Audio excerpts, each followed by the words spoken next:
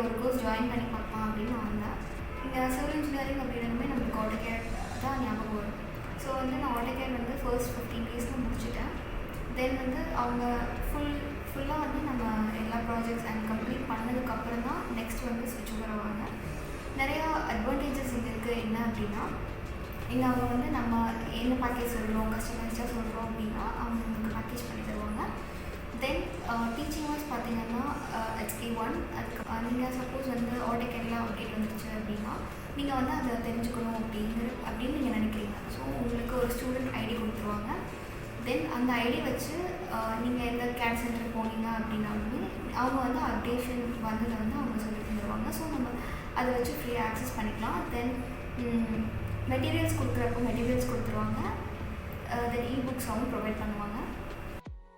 இங்கே கோச்சிங் எனக்கு ரொம்ப பிடிச்சங்காட்டி நான் வந்து இன்னொரு கோர்ஸ் ஜாயின் பண்ணியிருக்கேன், ஸ்டார்ட் ப்ரோலுக்கு.